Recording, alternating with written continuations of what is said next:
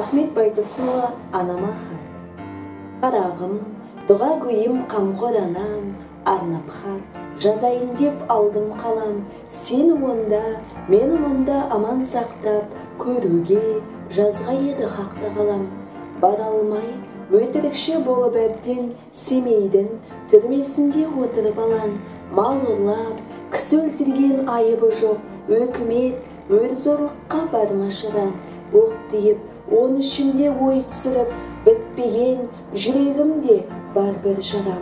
Алданып, тамағыма оны ұмытсам, болғандай жегенімнің бәрі харам. Адамнан туып адам ісін етпей, ұялмай не бетіммен көрге барам. Көп айтпай, қысқасынан сездіретін баланның мінезі бар сөзге сыран. Кетері деп суға құлап, отқа түсіп, қайық жеп, менің үшін болма алан.